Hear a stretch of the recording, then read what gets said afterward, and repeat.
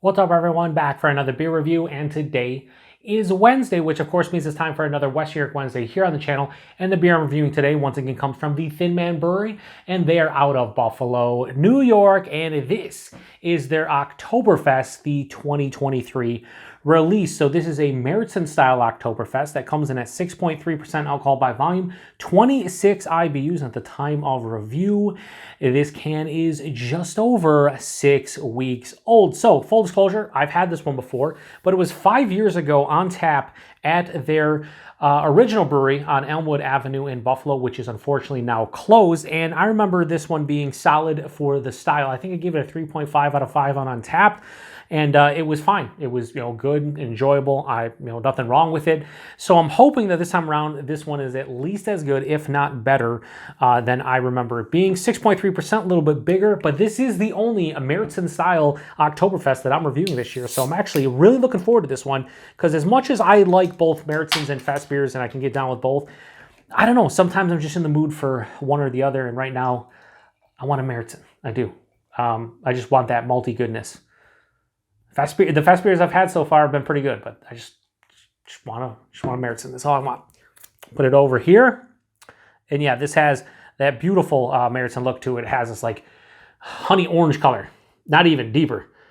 I'd say like an amber color, like a light amber orange. Decent clarity, could be some chill haze here, or it could be a little bit, there's a little bit of murk, a little bit of haze in there, which is not typical for the style. Obviously, being a lager, you usually want it filtered, especially these. But anyway, just under a finger of a off-white, maybe even like lightly tan-colored head, decent carbonation in there. So yeah, it kind of plays the role, although the clarity might not be through the roof, which you kind of expect for this style. Anyway, let's get a nose. Yeah, so, All right, right off the rip, not amazing, the nose. I'm getting a little bit of, like a brown bread, like a slightly toasted brown bread, toasted biscuit. Getting a little bit of caramel, little touch of caramel, touch of toffee. Maybe a little bit of apple and pear. But then there's this slight note that's kind of different than what I'm accustomed to with a lot of these. It's not necessarily an off note. This is not like green apple or something like that. It's just something that's amiss, like almost like an earthiness that doesn't fit. Yeah.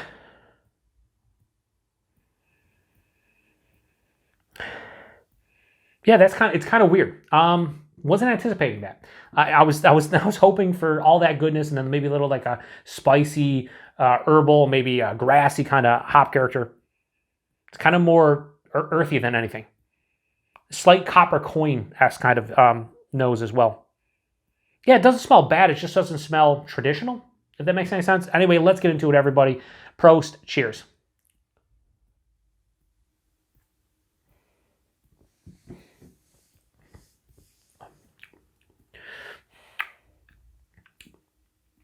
Yeah, falls flat. Falls a little flat. So this is what I remember, honestly. Like I said, I gave it a 3.5.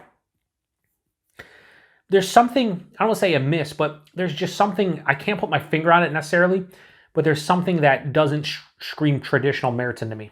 It's kind of like I guess the malt is fine, because the malt character at the front of the palate and what I was getting in the nose definitely is authentic. But whatever hops they're using, or whatever kind of hop character, it's just not, it's kind of unique and different, but it's not exactly my jam. Buying this one's right around medium body, 6.3%. That's nice. Mouthfeel is fantastic. It's really crisp and effervescent. Definitely spritzy on the palate. This has like a moderate carbonation. So body and mouthfeel really nice.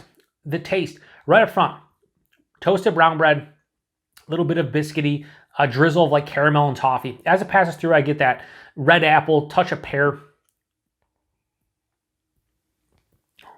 And it's like a real nice start, right, to the palate. But the last quarter of the palate, there's this copper coin, almost slightly metallic tinge that's kind of slightly off-putting for what I'm looking for out of the style. It's earthy, copper coin, metallic, and not like herbaceous, spicy, or even grassy. Finishes semi-dry, very mild bitterness. Yeah, I don't know what it is. So this is maybe this is why I only gave it a 3.5. I said, decent for, I think I said on tap, like solid for the style. No, I didn't mention like the uniqueness or anything being different on tap, but of course I'm, at the brewery, so I'm not doing in-depth reviews, and this is 5 years ago.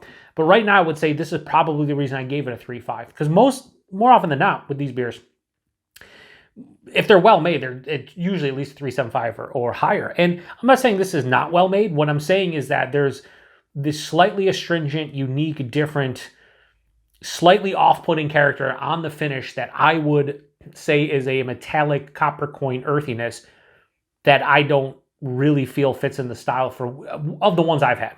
Maybe that is something that folks get. I just don't typically get it.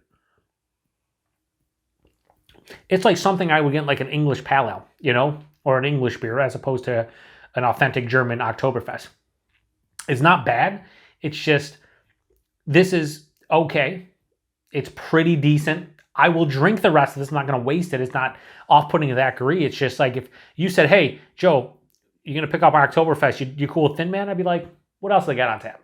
Because Thin Man makes some awesome beer here in Buffalo, along with a Big Ditch. They're usually very consistent with a lot of their beers. And I think this just isn't for me per se, but it's not bad. So, 6.3% hides the alcohol. Well, I'm not going to change the rating just because a 3.5, usually if I give something a 3.5, it's usually I drink it again. I have no issues drinking it again. I wouldn't buy it again though. Once you hit 3.75 range, that's when I would start buying a beer again. 3.5 for me is like, yeah, it's fine, it's solid, just wouldn't buy it again. And that's where I'm kind of with this one, is I had it on tap and I've had it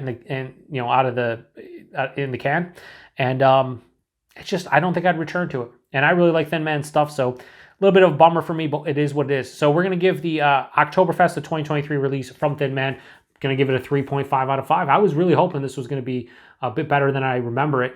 And I think it's different than I remember it. It's just, I don't think the quality is there for what I'm looking for. But again, I reviewed a ton of Thin Man beers on the channel, and they make some really quality beers. So, I always say this, even some of your favorite breweries, they're going to make beers that are misses for you personally. And I'm sure there's a bunch of people out there that love this beer. I'm just not one of them, and that's where we all have a different palate. For me, that finish is kind of off-putting to the point where, again, I drink the rest of this, don't really want any more of this. So, price point availability, I forgot what I paid for this one. When I was picking it up, I picked up like 5 other beers. I got like a mixed 6-pack, but I forgot what I paid individually. Thin Man really has good prices, comparatively speaking to other New York breweries and certainly other Buffalo, New York breweries. I would imagine this is anywhere between like $12 to $14 for a 4-pack, which is really good. Like their Pils Mafia, I think for a long time was like $10 a 4-pack. Might be a little bit more expensive, but they do really good job with their pricing.